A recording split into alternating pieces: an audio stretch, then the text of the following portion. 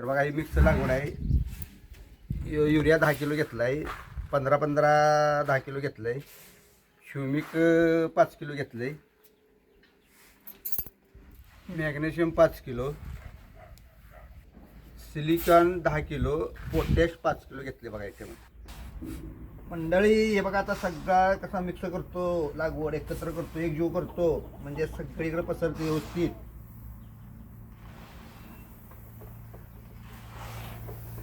ही आपली थोडी डोस आहे, 50 किलोचा आहे, त्याच्यामुळं हाताने करतोय, नाहीतर मग खोऱ्यानं करायला लागतो जास्त असला की 3-4 पोत्यानं.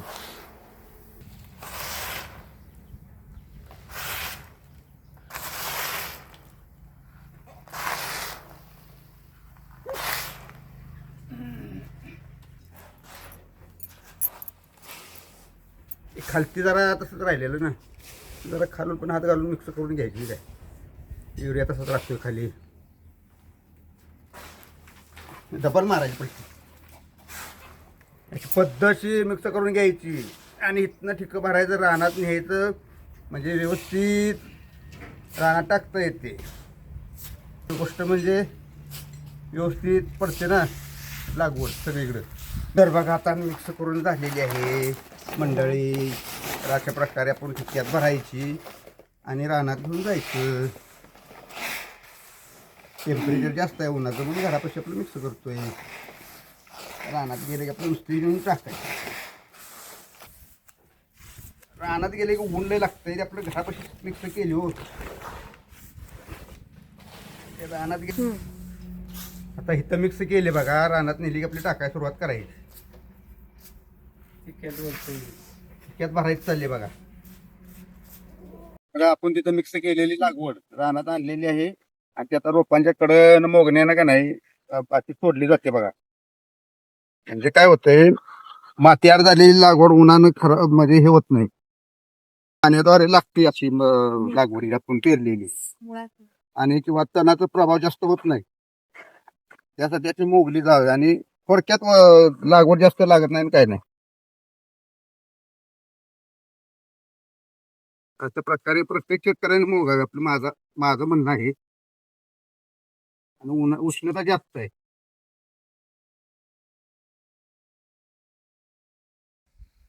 तर बघा आम्ही रोपं लावल्यानंतर 1 महिन्याभरानं पहिला एक डोस टाकलेला 1000 रुपयाचा, तो पाण्याद्वारे सोडलेला होता. आणि दुसरी गोष्ट म्हणजे आता आम्ही आता ह्या दुसरा डोस आणलेला 50 ते 60 किलोचा आहे हा. तो हे रोपांच्या कडनं बघा कसा साईडला बरोबर लागवड पडली आहे बघा, ही अशी.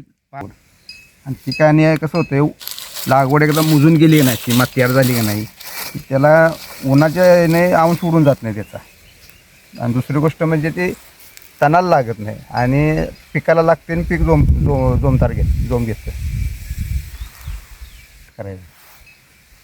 पीक हे जोरदार येतं म्हणजे त्याला खायला मिळतं. आणि दुसरी गोष्ट म्हणजे आपण साईडला अशी पडलेली मातीच्या वरती पडलेली ती उन्हानं उडून जाते, काय होते तण खातं काय होतं. त्याच्यामुळे आपलं ही अशी नांगरीनं आपलं पेरलेली चांगली. आमची कशी आयडिया वाटली ती आम्हाला नक्की कमेंट करून नक्की सांगा. तर ही बघा पाणी उद्या सोडलं का नाही की डायरेक्ट लागवड टाकलेली ऊसांच्या मुळ्यांना डायरेक्ट जाणार आहे. काल मिक्स डोस आम्ही आणून याच्यात पेरला. का पेरली बघा, कारण मोला मागाची लागवड आणायची आणि ती विस्कटल्यानंतर ती तणच खातं. बरं आपल्याकडे हाय नांगरी नळ नांगरी, ते आपल्या नळ नांगरीनं पेरून बघूया म्हटलं. तर बघा आता हे सगळं रान मी नळ नांगरीने पेरले आणि आता दिले पाणी सोडून बघा. विस्कटल्यानंतर तण येतं भरपूर म्हणून पेरली आहे. जरा वेगळ्या पद्धतीने मी केलेलं आहे. तर माझा हा व्हिडिओ तुम्हाला कसा वाटला मला कमेंट करून नक्की सांगा.